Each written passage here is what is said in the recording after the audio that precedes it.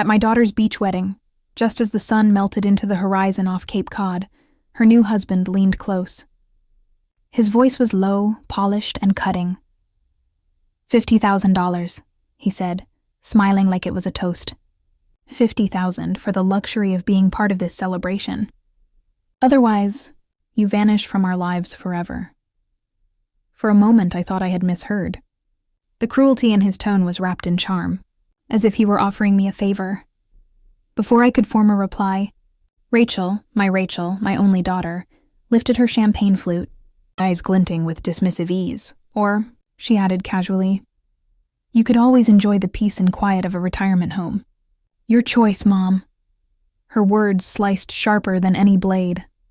They stood together, tall and flawless, like porcelain figurines arranged in perfect symmetry. Confident, polished, unshakable in their entitlement. I forced a small smile, lifted my glass, whispered, "You forgot one thing." The air shifted. A gust of salt wind lifted the edge of my shawl. Waves roared behind us, filling the silence.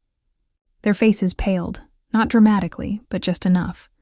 The flicker of doubt was there, the fragile edge of fear. I hadn't raised my voice. I hadn't argued. But certainty carries its own kind of thunder, and they felt it. What they didn't know was that I had been preparing for this moment for months. I hadn't come to Cape Cod to be humiliated. I hadn't come simply to fade into the background. No, I came knowing exactly who they had become, and what they thought I was. They believed I was weak, alone, easy to discard. But they forgot. I had built my life from nothing once before, and I could dismantle theirs without ever raising my voice. "You forgot one thing," I repeated, softer this time. The wind carried my words out to sea. Then I excused myself politely, saying I needed to powder my nose. My heels clicked on stone as I turned away, because the storm they had summoned had already begun. I was 28 the night I walked away from my old life.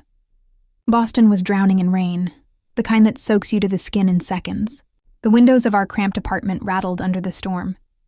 But it wasn't the weather that chilled me. It was the silence inside. Tom, my husband, was passed out on the couch. His rage was spent for the night. His snores filled the room like an engine idling. My cheek throbbed where his hand had landed. And in the hallway, Rachel stood barefoot, in pajamas, clutching her threadbare stuffed bunny. She was only 4. Her eyes were wide, streaked with tears, but she didn't cry anymore. She had already learned that silence was safer. That look, that unbearable look of resignation on a child's face, was what broke me. Not the bruises, not the yelling, the quiet surrender. I moved like someone in a dream. I grabbed an old duffel and began filling it. Rachel's favorite clothes, a couple of snacks, our passports, and the copy of Pride and Prejudice I had hollowed out weeks earlier. Inside were $2.37, scraped together from grocery change and diner tips I'd hidden away. When I lifted Rachel into my arms, she clung to me instantly. "Are we going on an adventure, Mommy?" she whispered. "Yes, baby," I said, steadying my voice. "The biggest adventure of all." We slipped into the rain and boarded a late-night bus to Dorchester. A high school friend had promised us her couch for a few nights. It wasn't much, but it was escape. 2 weeks later, I found us a one-room apartment. The wallpaper peeled. The air smelled of cabbage and cigarettes. The heater clanked like an old man's cough. But no one screamed there. No one raised a hand to me, and Rachel slept through the night. I took the morning shift at a diner, serving eggs and black coffee from 6 to 2. Then I changed into a second-hand blouse and worked phones at a dentist's office until 9. Exhaustion pressed against my bones every day, but Rachel was safe. That was the true beginning of our story. Not the wedding, not the boutique, but that stormy night when I chose to run, when I chose Rachel and myself over fear. Years passed, and Rachel grew. She wasn't just bright, she was luminous, carrying herself with the quiet resilience of a child who had watched her mother fight every single day. When the Boston University acceptance letter arrived, she ran into our tiny kitchen, waving it like a golden ticket. "I got in, Mom. I really got in," Her joy was so pure it lit up that dingy apartment brighter than any lamp we'd ever owned. That night, after she fell asleep, I sat on the edge of my bed and cried. Yes, for happiness, but also for fear. Because tuition loomed like a mountain. Her partial scholarship was a gift, but the gap it left was enormous. By morning, I had a plan.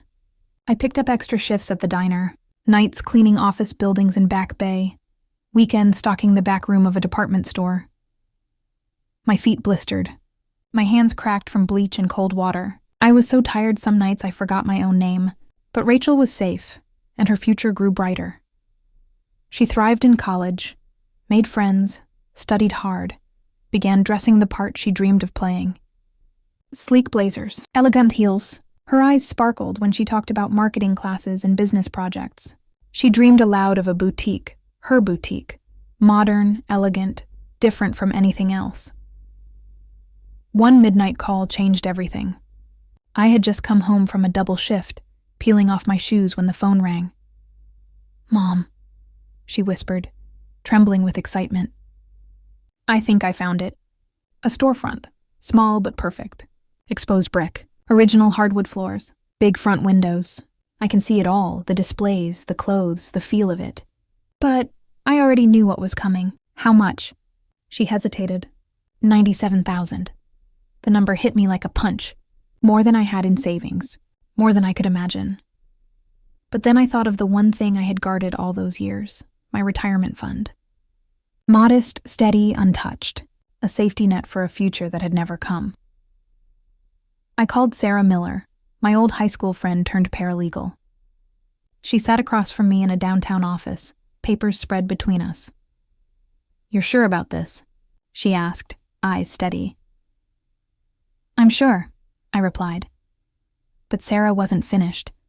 She added partnership papers, 51% ownership. "Rachel can be the face, but you'll be protected." I hesitated, but Sarah pressed on.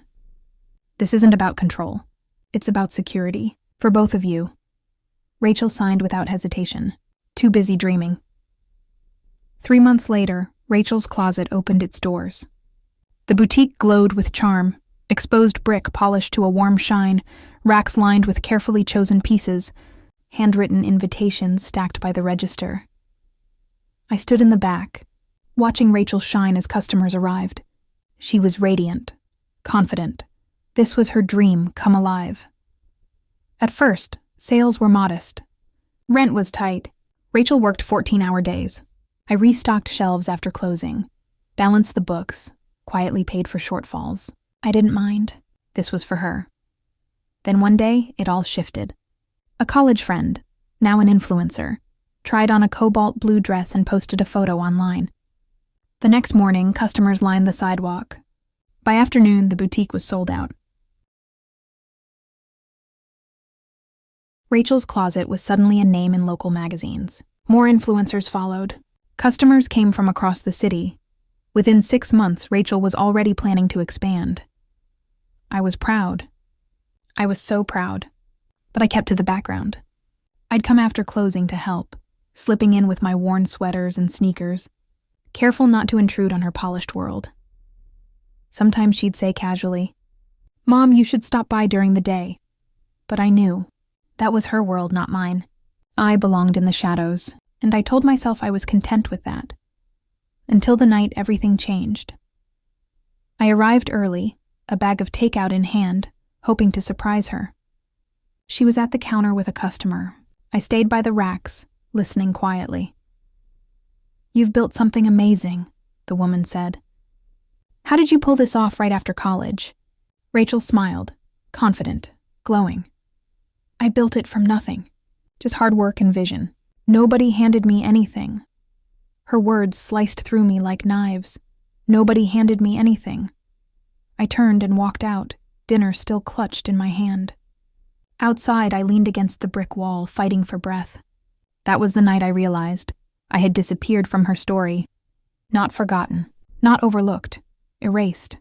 A few months later, Rachel introduced me to David Harrington. It was at a Chamber of Commerce gala, where Rachel was being honored as one of Boston's top entrepreneurs under 30. my first time stepping into her new polished world. I wore a clearance rack navy dress, had my hair styled at a salon for the first time in years, and tried to stand tall among the polished crowd. David was the kind of man you notice instantly.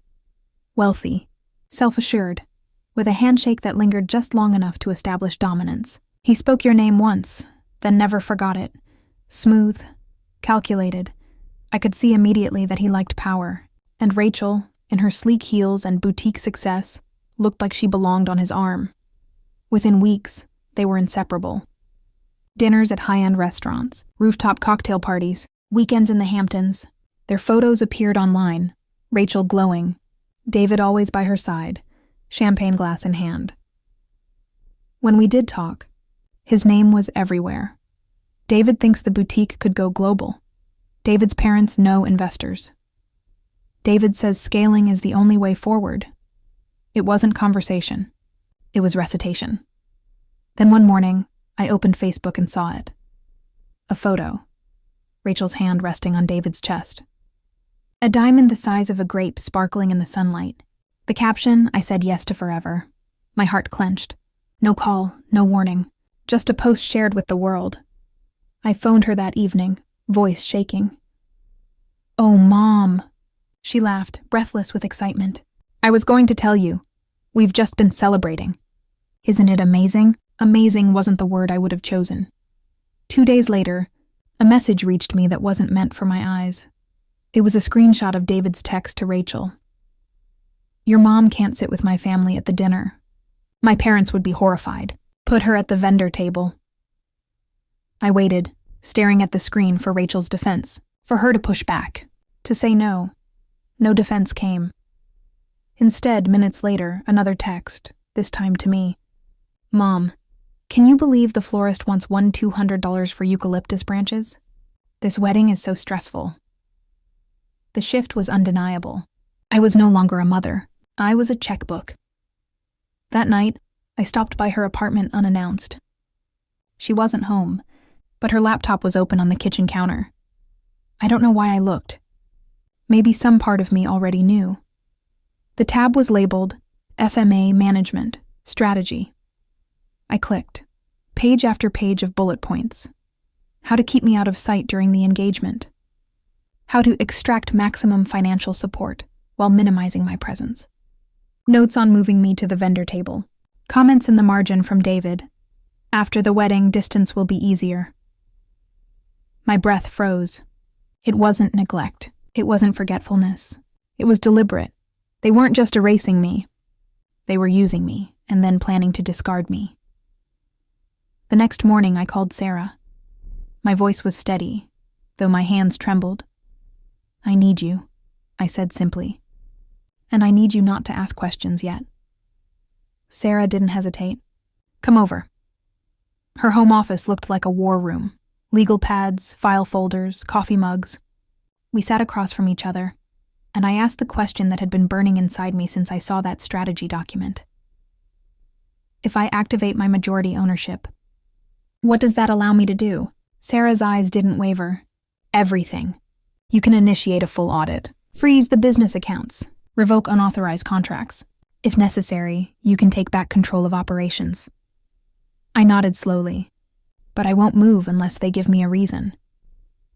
Sarah raised an eyebrow. "And what will the trigger be?" I didn't answer then, but I already knew. The trigger came on Rachel's wedding day. Cape Cod, fairy lights strung across the dunes, jazz floating from rented speakers, waves rolling endlessly in the background. David with his smug smirk. Rachel in her custom gown. Their ultimatum sharp as glass. 50,000, or vanish forever. Or enjoy solitude in a retirement home, Mom. That was it. The moment. I lifted my glass, savoring the bitter champagne. My lips curved into a smile I didn't feel. "You forgot one thing." Their smirks faltered. Not shattered, just cracked. And a crack was all I needed. I excused myself, heels tapping against stone. Calm, polite, as though nothing had changed. But everything had. I didn't walk toward the powder room. Instead, I followed the boardwalk between the dunes, down to a weathered bench overlooking the ocean. The sun bled gold over the water. The wind was cool and steady. I pulled out my phone and typed one line, Sandcastle Time. Seconds later, Sarah's reply lit the screen. Understood. Package is delivering now. Legal team standing by. Are you okay? I stared at the horizon for a long moment, then typed back, I will be. I sat there for 7 minutes, long enough to let go of the last strand of hope, that maybe, even at the end, Rachel would choose love over status, truth over performance. When I stood, brushing sand from my shoes, I knew that hope was gone. The unraveling began quietly. The wedding coordinator moved first, approaching David's parents with a sealed envelope. Her face was calm, professional. This was delivered for you, Mr. and Mrs. Harrington. Across the lawn, more envelopes appeared. At every table, guests, many of them David's hand-picked investors, found themselves holding legal documents. Notices of immediate audit, asset freezes, explanations of financial irregularities. Murmurs swelled into confusion, then into concern. David's father was the first to react. His face darkened as he read. He shot up from his chair, napkin falling, fury rolling off him in waves. He crossed the lawn toward his son with a thundercloud in his eyes. Phones buzzed across the venue. Rachel's company email, now under my access, was sending automated notices to vendors, clients, board members. Subject: immediate business hold pending legal review. I walked the perimeter of the gathering, unseen at first, listening to the panic build. David's voice rose, no longer smooth, but sharp, desperate as he argued with his father. Rachel stood frozen, glass trembling in her hand. When she finally spotted me, her face went pale. Mom. She rushed over, panic breaking through her composure. What's happening? Everyone's getting these insane emails about the boutique. Not insane, I said evenly. Accurate. I'm exercising my rights as majority owner.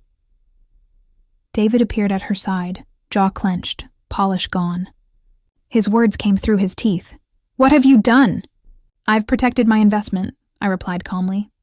Did you think I wouldn't notice the missing funds? The unauthorized investors? Rachel's eyes darted. Mom, we can explain. It was just temporary. We were going to pay it back, for David's project. I tilted my head. A real estate venture, wasn't it? Something he couldn't pitch to his own parents. So he siphoned money from the boutique instead. David's face drained of color. Across the lawn, his father's voice boomed at another table, fury spreading like wildfire. Rachel's voice broke. Mom, please. Everything we've built, everything I've worked for, you can't destroy it like this. I looked at her for a long time. My only child, my daughter. The instinct to protect, to forgive, rose for one final time. But then I remembered the vendor table, the strategy document, her silence when David mocked me. I already did, I said softly. You showed me what I meant to you, and I finally believed it. The chaos swirled behind me, shouts, accusations, phones ringing, investors demanding answers. None of it belonged to me anymore. I turned and walked away, my heels steady on the wooden deck. Not broken, not angry, just done. At the edge of the property, I slipped off my shoes and stepped into the sand. The breeze wrapped around me, cool and clean. 3 miles down the beach, Sarah waited in her gray sedan. She smiled as I slid into the passenger seat. No questions, just quiet understanding. We drove in silence. The coast blurred in the rearview mirror. I didn't look back. I already knew what I was leaving. Not just a wedding, not just a betrayal, but a lifetime of being needed only for what I could give. In a quiet town north of Boston, a small storefront awaited me, modest, empty, untouched, mine. I would build again. Not on sacrifice this time, but on joy. Not for anyone else's validation, but for myself. Let Rachel keep her spotlight. Let David scramble to rebuild his image. For the first time in decades, I wasn't someone's mother, someone's wallet, someone's backup plan. I was just me. And at long last. That was enough. If this story touched you, please take a moment to like this video. It means more than you know. Have you ever had to walk away to protect your peace? Share your story in the comments. I'd love to hear it. And if you want more stories of quiet strength and redemption, don't forget to subscribe. We're just getting started.